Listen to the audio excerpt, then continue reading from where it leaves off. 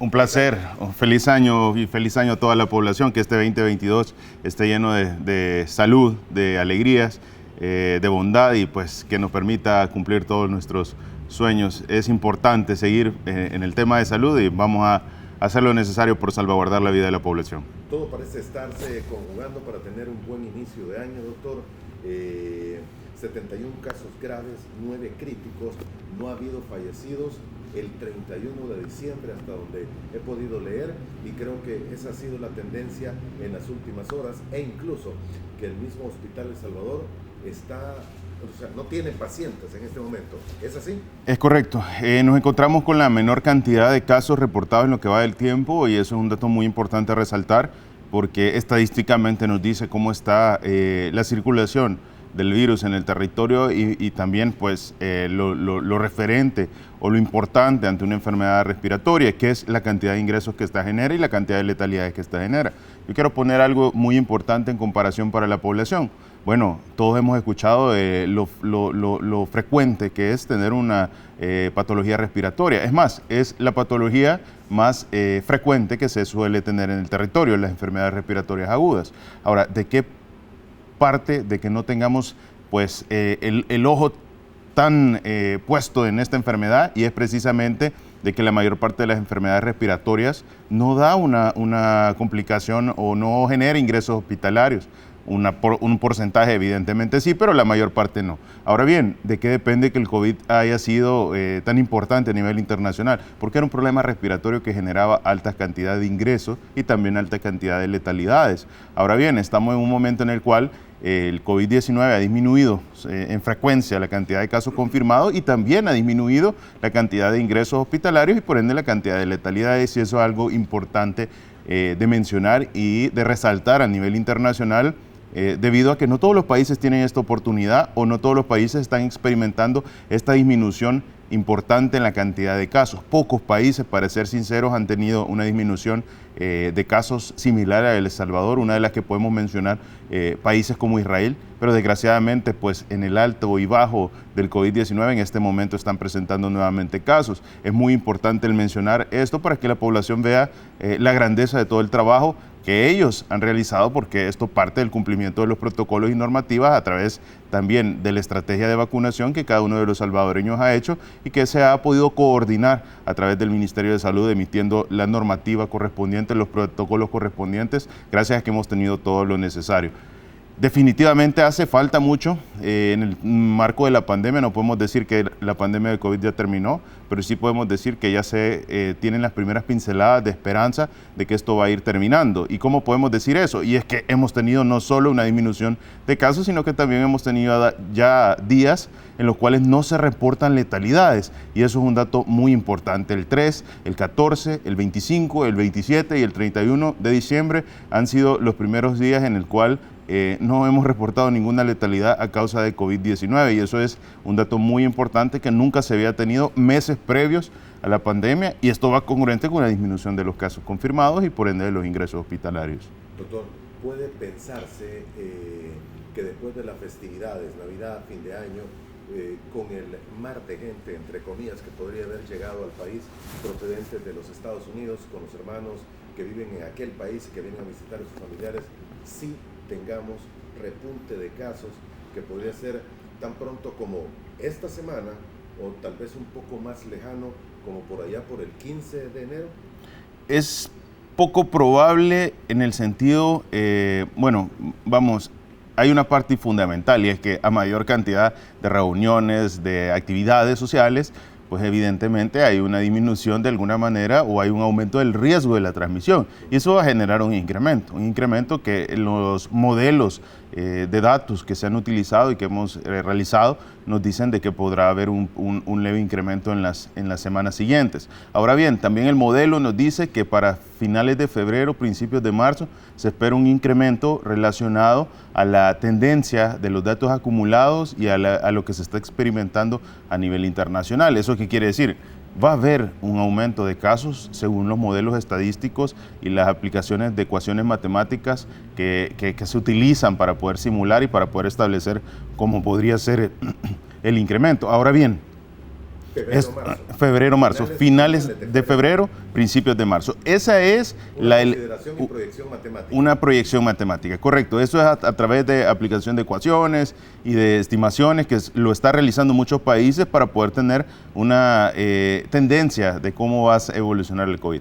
Ahora, es muy importante recalcar, y esto es clave, El Salvador ya hizo todo y tiene a disposición todo lo que se recomienda para poder estar preparado ante un incremento o ante la facilidad de este virus de seguir diseminándose. Y es que tenemos a la fecha ya el 72% de la población vacunada, cerca de un 80% de la población con una dosis, y estamos avanzando ya a más de 1 millón de personas que ha recibido su tercera dosis. Entonces, definitivamente es importante el recalcar esto porque esto es prioritario. Segundo, el hospital está, la capacidad hospitalaria de El Salvador está con capacidad para poder atender a la población ante un incremento de casos. Y una tercera, que es importante mencionar, es que tenemos en reserva fármacos, los medicamentos, los insumos, el oxígeno, todo para poder atender una pandemia de COVID-19. ¿Y por qué hago esta mención? Porque todos los países toman medidas para retrasar la llegada del virus. Esto es importante mencionarlo, retrasar la llegada del virus. No se puede impedir que una variante de COVID llegue. Podemos retrasarla, pero no impedir que llegue. Ahora, ¿para qué retrasan los países la llegada de una variante? La retrasan porque necesitan preparar su sistema de salud, la retrasan porque necesitan tener a la mayor cantidad de su población vacunada, lo retrasan porque necesitan tener, pues definitivamente, la capacidad instalada de los hospitales, que no estén llenos los hospitales para poder atender un incremento de pacientes que podrían tener una complicación a causa del COVID, porque probablemente en este momento no tengan oxígeno, fármacos y X y Y cantidad de variables que debemos de considerar, pero todos tenemos algo en común y sabemos lo importante, y es que el virus va a seguir ingresándose y diseminándose a lo largo del territorio. Ahora, aquellos países que ya tienen preparados o que ya alcanzaron su punto máximo, el hospital en este momento tiene 0 pacientes y incluso se ha utilizado ese espacio que nos ha dado el tiempo para poder hacer pequeños mantenimientos. Sabemos que es un área que ha estado cerrada, desinfección de alto nivel y todo lo que conlleva. Hay otros hospitales que están dando las atenciones también porque no hay 0 casos, bueno, lo hemos visto en las estadísticas, pero en este momento es la menor cantidad de casos. Tenemos abastecimiento de medicamentos, de insumos, de oxígeno, de todo lo necesario, y a eso le sumamos que tenemos la mayor parte de la población ya inmunizada. Entonces definitivamente hay que contemplar otras variables, y esos cuáles son: la economía, la cultura, la educación, y recordémonos, venimos saliendo también de un incremento de casos muy relacionado a una de las variables más fuertes que ha habido, y eso nos dice una tendencia. Bueno, no vamos a esperar un incremento por esta variable, que ha sido la variable Delta, que fue la curva que vino en disminución y que nos ha permitido llegar a este momento. ¿Puede aparecer otra variable? Sí, puede aparecer otra adaptación del virus, que en este caso sería Omicron, que está en muchos países levantando alarmas. Pero ¿por qué la mayor parte de alarmas? Porque la mayor parte de alarmas son relacionadas a que el incremento de casos podrían llegar a saturar sus sistemas de salud, y al tener sistemas de salud saturados, pues la situación sanitaria podría colapsar. ¿Qué es lo que estamos observando en El Salvador? Estamos observando un país con la mayor cantidad, o con uno de los países con la mayor cantidad de vacunación en la estrategia, tercera dosis incluida. Estamos observando un país que tiene el abastecimiento de fármacos, de oxígeno, de todo lo necesario. Y estamos observando un país que está con toda su capacidad hospitalaria, por lo menos de concentración, que es el Hospital El Salvador, con 1000 camas totalmente disponibles para poder atender a la población. Definitivamente retrasar la llegada en algún momento va a ser ineficiente, en el sentido de que eventualmente va a llegar y ya estamos en el mejor momento para poder presentar a las atenciones, o poder en su momento atender a la población ante cualquier variable de COVID. Doctor, inevitablemente va a llegar Omicron, ¿eh? Es correcto. ¿No habrá llegado ya? Probablemente, y voy a retomar las palabras del director de la Organización Mundial de la Salud, y desde el principio en varias conferencias previas lo he mencionado, y es que él decía, está en 77 países, pero muy probablemente ya está en muchos más países, y es que la variabilidad, la dificultad del estudio del RNA, de la secuenciación del RNA, hace difícil el poder pues tener ese dato a primera mano, más con una variable que tiene tanta virulencia y transmisión como ha sido el Omicron. Entonces, él fue muy cauto y sobre todo muy prudente al mencionarlo. Si bien es cierto, hemos identificado en secuenciación en 77 países, la realidad que la facilidad de transmisión y virulencia que tiene esta nueva variante de COVID-19 hace muy probable que esto esté presente en otros varios países. Ahora, ¿de dónde parte que nosotros podemos decir, bueno, probablemente puede ser que Omicron en este momento pudiera estar? No lo podemos asegurar porque no hemos hecho el estudio, todavía no nos ha dado un resultado positivo a Omicron en el territorio. ¿Pero se han mandado pruebas? Se están recolectando siempre pruebas, se mandan periódicamente, no podemos enviarlas constantemente. Esto depende también de los países que apoyan. Nosotros realizamos secuencias de RNA, pero son pequeñas muestras de 8, 10, 20 muestras que son prácticamente un porcentaje mínimo de lo que podría llegar a ser un tamizaje a nivel de 100, 200, 300 pruebas. Ahora bien, ¿esto qué quiere decir? Pues probablemente en el entendido de que países de los cuales hay muchas afluencias de salvadoreños o de extranjeros al territorio, como podemos mencionar Estados Unidos, como podemos mencionar otros países europeos, como podemos mencionar también países de Sudáfrica, que ya tienen circulación confirmada de Omicron y que por supuesto está con altos niveles de contagio. Esto podría llegar a ser o tener un indicativo de que de alguna manera eso llegaría al territorio. Ahora, como repito, no hay manera de frenar, y esto es importante, no hay manera de frenar. Y lo digo porque a veces escuchamos a especialistas, a médicos, decir, bueno, es que deberían de estar cerradas las fronteras para poder disminuir la llegada. Probablemente esto le sonará familiar, pero definitivamente yo digo, en su momento El Salvador está en las mejores condiciones para afrontar algo que inevitablemente va a llegar al territorio. Ahora, no vamos a seguir limitando ciertas situaciones que también ponen en una situación muy apretada a la población, y eso es el tema económico, eso es el tema cultural, eso es el tema de educación. Claro. En este momento que en el tema sanitario estamos en las mejores condiciones. Doctor, bueno, hay mucho que hablar en este tema. Solo quiero que me saque de una idea y de un planteamiento que algunos, incluso médicos, están dando. A quienes recibieron la primera vacuna fue allá por, ¿qué? ¿Marzo del año pasado? Marzo del año, febrero, 17 de febrero, para ser preciso. 17 de febrero. Es correcto. Fueron la primera vacuna. Ellos probablemente ya habrán o deberían haber recibido ya el refuerzo, la tercera vacuna, ¿es correcto? Es correcto. Si tuviese que aplicarse una cuarta, ¿cuándo sería? Muy importante eso. Está haciéndose el análisis, ¿verdad? Correspondiente sobre la evidencia científica internacional. Esperamos que próximamente pues, la evidencia nos dé más soporte, pero técnicamente uno tiene que poder colocar las dosis correspondientes en base a lo que el estudio o la evidencia demuestre. ¿Y por qué quiero profundizar en eso?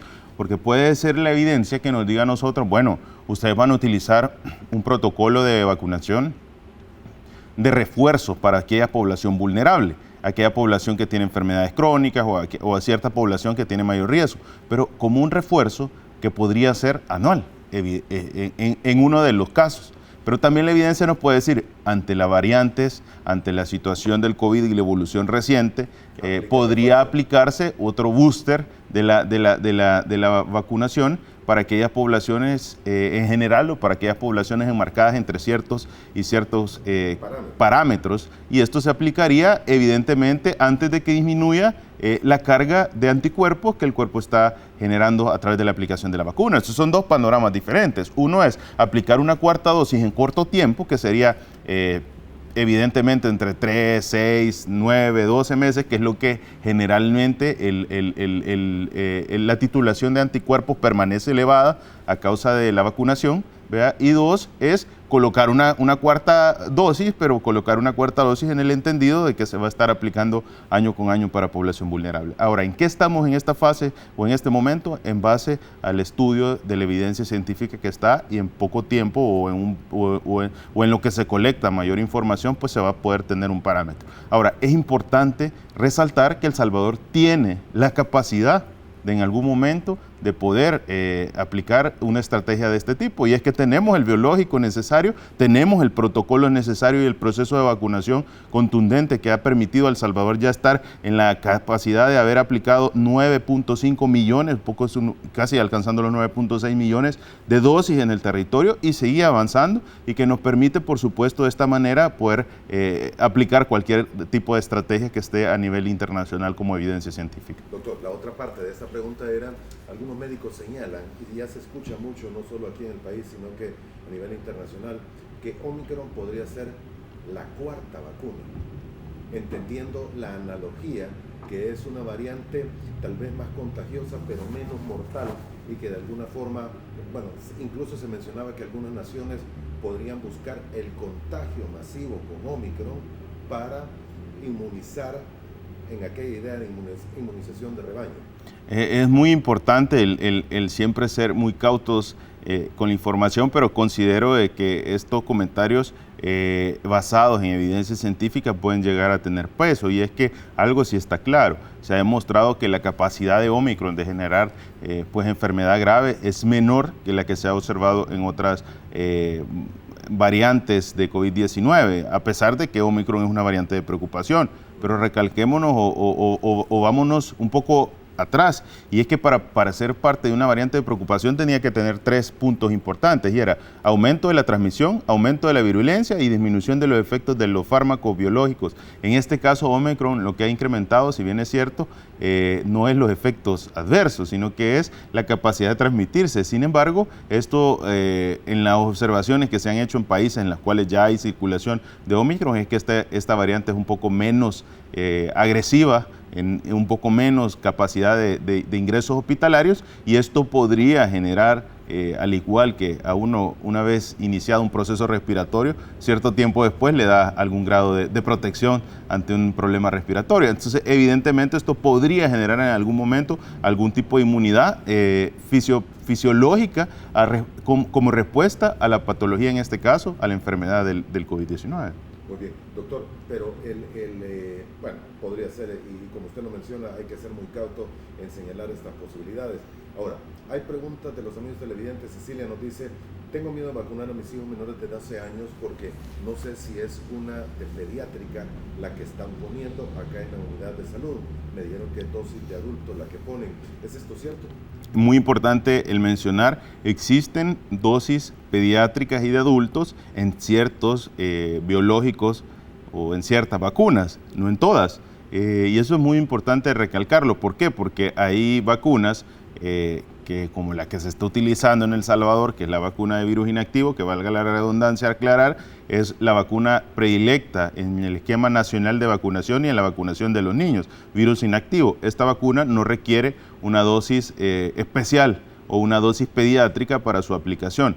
Hay otras farmacéuticas o otros biológicos que pueden requerir una presentación diferente o una dosis diferente. Entonces, darle la tranquilidad a la población de que las vacunas que se están colocando son las vacunas con la evidencia o con el soporte necesario para poderlo aplicar, y esto es a la dosis que corresponde. Entonces, no debe afligirse el hecho que le digan: no, mire, le vamos a poner una dosis de adulto, porque definitivamente lo que se ha demostrado en la evidencia es que la misma dosis que se le aplica al adulto se le puede aplicar al niño con ciertos biológicos. Hay biológicos que cambian en su cantidad o en su dosis o en su presentación, que eso hay que tenerlo muy prudente, pero lo que se está usando en El Salvador es lo que tiene evidencia científica internacional. Dos preguntas que vienen en una. Señora Flores nos dice: buen día, ministro, ¿se está aplicando Pfizer pediátrica a niños?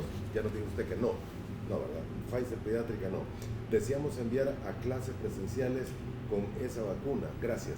Y esta es la otra pregunta: ¿va a haber clases presenciales? Sí, es muy buena pregunta. Definitivamente eso va a ser una noticia que vamos a anunciar. Sabemos que esto no solo depende de salud, sino que también del Ministerio de Educación, y en corto tiempo pues vamos a tener esa noticia importante. Yo soy, y creo que siempre lo he mencionado, creo que es muy importante el poder darle a la población, más aquella población que ha tenido bastantes dificultades, opciones en las cuales esto pueda tener la decisión cada uno de los padres de poder tomar la que le parezca conveniente para continuar con la educación. Pero tenemos totalmente puntos importantes de mencionar y a favor, y es que ahora cada uno de los niños, o la mayor parte de los niños del sector público, va a tener una computadora para poder continuar con su educación a distancia si ese fuera el caso. Entonces hay variables o factores que antes no se contemplaban y que puede facilitar. La conectividad en el país es bastante importante y eso nos permite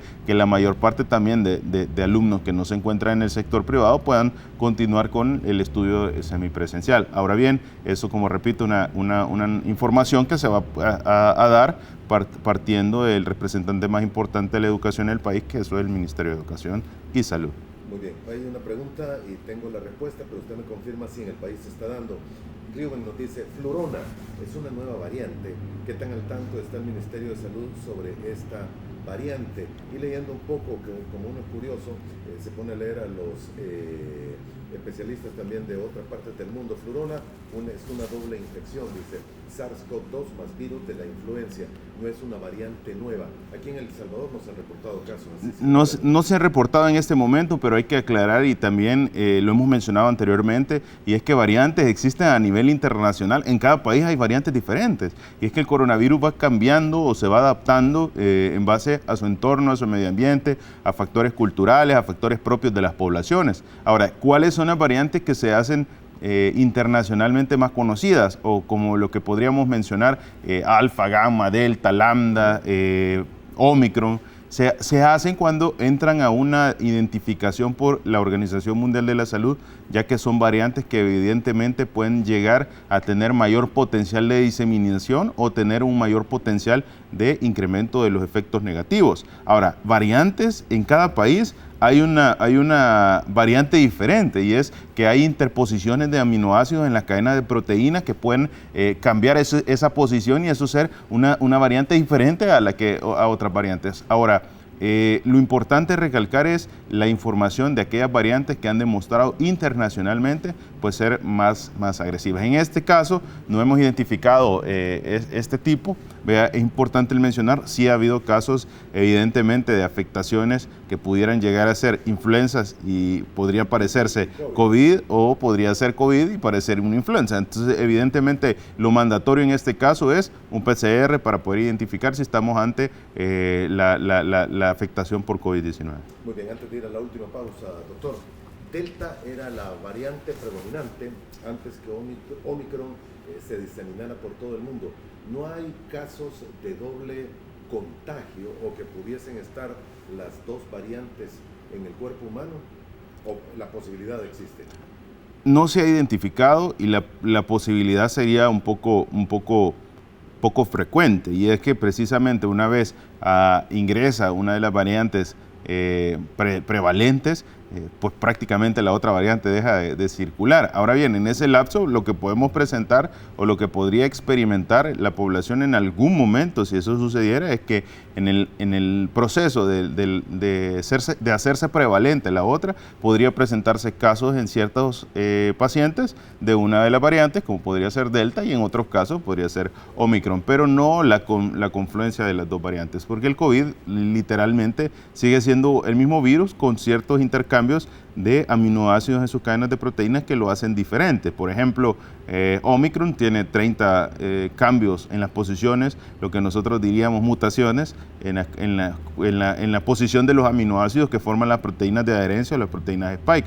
Entonces, de alguna manera, eso es la diferencia, pero en sí, el núcleo y toda la estructura del virus sigue siendo el COVID. Sí, se van a continuar nuevamente, se reactiva el tamizaje de PCR. Esperamos ya mencionar el lugar, lo voy a comunicar a través de las redes sociales. En este momento va a iniciar el proceso de traslado de las cabinas y pues vamos a estarlo informando en poco tiempo. Pero sí, este día inicia nuevamente lo rutinario que es a lo largo del territorio, tanto el tamizaje comunitario como el tamizaje centinela, que ese no ha parado y se ha seguido realizando. En el periodo vacacional se estuvo trabajando para emergencias y para pacientes ya con síntomas positivos, pero no se realizó el tamizaje comunitario. Okay. Doctor, en el caso de lo que está sucediendo en el Hospital de Salvador, solo para terminar de entenderlo bien, sí hay pacientes con COVID, pero no están en el Hospital de Salvador, no son graves y por ello no están ahí, y se ha aprovechado para desinfectar y aplicar procesos de reconstrucción incluso. Es correcto, ha disminuido al máximo la cantidad de ingresos hospitalarios y esto parte de que hemos tenido incluso días con 28 casos confirmados. Uno de ellos fue el 29 con 28 casos confirmados. Esto hace que la cantidad de casos hospitalarios disminuya. No quiere decir que el hecho de que en este momento el Hospital El Salvador esté solo es que hay 0 casos en general en el país. Hay pacientes que están ingresados en otras áreas hospitalarias. Hemos aprovechado ese tiempo de la disminución de ingresos y es que el hospital tenía aproximadamente menos de 20 pacientes y han sido de alguna manera ya esta capacidad que nos ha dado a llegar hasta 4 pacientes incluso ingresados, la oportunidad de poder avanzar en temas de mantenimiento del hospital, en temas de desinfección de alto nivel. Sabemos que son áreas hospitalarias en las cuales puede haber carga bacteriana hospitalaria importante, entonces eso son una oportunidad que se ha presentado para poder avanzar en el tema de desinfección y en el tema de mantenimiento. Ahora bien, en otros hospitales sí están pacientes, se están atendiendo pacientes COVID-19, hay pacientes COVID-19 que tienen pues una evolución bastante satisfactoria que requieren prácticamente solo oxígeno suplementario, y hay pacientes que pueden requerir algún tipo de tratamiento un poco más invasivo y eso se está manejando en diferentes áreas hospitalarias. Ahora bien, estamos en el mejor momento o en la cantidad más baja de casos hospitalarios en el tema del COVID-19 y a la fecha es una oportunidad que nos dice a nosotros, bueno, tenemos 71 pacientes en estado grave y un poco más de 9 pacientes en estado crítico que están a lo largo del territorio, es correcto, apoyándose en diferentes instituciones. Y es que no se puede tener todo en el Hospital El Salvador por una razón. Hay pacientes que llevan un estado de salud importante en los polos o en la zona oriental y occidental del país que de alguna manera requieren... Aquí sería más peligroso. Es correcto, requieren tratamiento inmediato, requieren un tratamiento en el cual pues se le brinde ese soporte vital avanzado de una manera corto plazo y eso puede ser difícil el poder trasladarlo y eso es pues un manejo usual en el tema sanitario de que podamos estabilizar a los pacientes en las zonas donde llegan en corto tiempo y después si se permite la oportunidad trasladarlo a la institución que da el manejo más pertinente en esta situación sanitaria, en este caso el Hospital El Salvador. Pero en este momento tenemos la posibilidad, dada la disminución de casos a un punto tan bajo, de poder permitir dar ese mantenimiento y sobre todo de poder realizar esa desinfección para disminuir los efectos negativos de las bacterias hospitalarias. Bien, doctor, hay preguntas que por muy sencillas son importantes porque conllevan a lo que mucha población podría estar viviendo y para el caso Joaquín Calderón nos dice, ministro, si tengo síntomas de gripe fuerte, ¿será que tengo probabilidades que sea COVID, variante Omicron? ¿Me hago examen o cómo procedo? Yo le agregaría, ¿cuál examen? ¿Antígeno o me voy al PCR?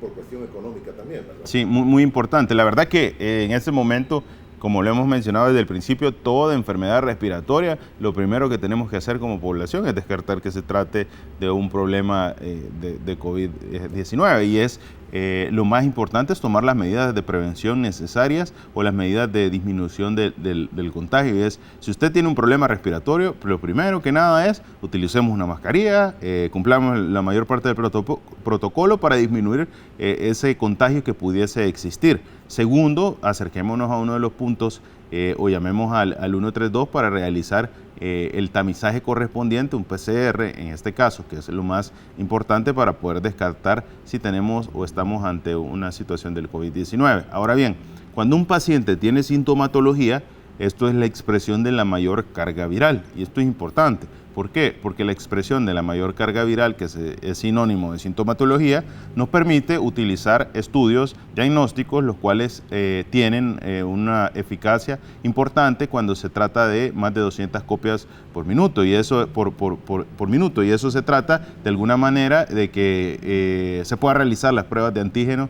Y estas pruebas de antígeno evidentemente en este momento sintomático son donde están pues mayormente indicadas.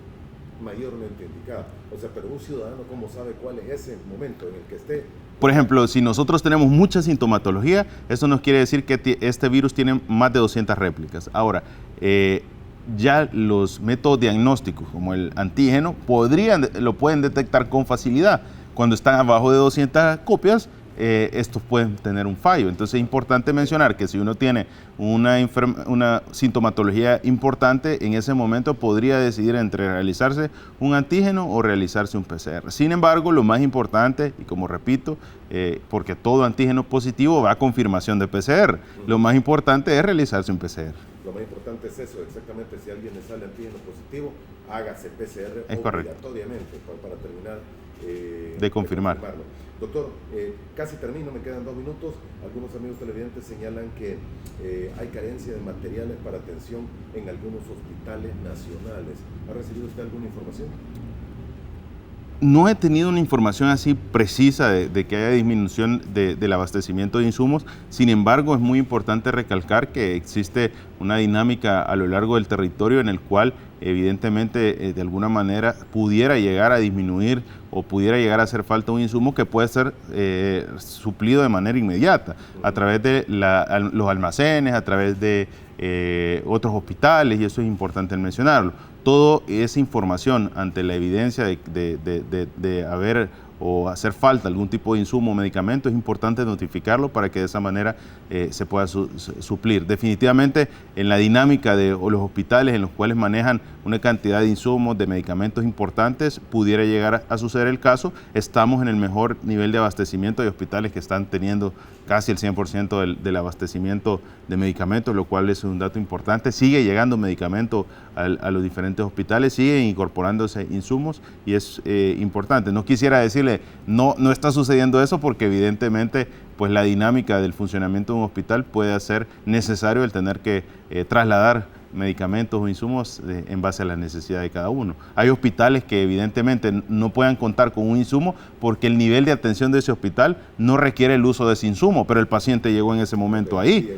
Exacto, entonces el paciente requiere un fármaco o un insumo que en ese hospital no es lo usual de utilizarse. Entonces nosotros hacemos uso de un hospital de segundo, de tercer nivel, que tiene mayor capacidad para poder trasladar el insumo o si bien no se puede atender el paciente ahí, trasladar al paciente a otra institución. Muy bien. Doctor, gracias por haber estado con nosotros, iniciar el año en este espacio, en este foro. Se le agradece. Un placer poder estar acá, informar siempre a toda la población que está continuamente muy atenta a toda la información de los medios, especialmente de frente a frente, y sobre todo decirle a la población siga cumpliendo las recomendaciones, el uso de su mascarilla, el lavado de manos y a evitar asistir a aglomeraciones. Si no se ha vacunado, por favor agendemos una cita, eso es menos de 15 minutos, usted va a recibir su protección.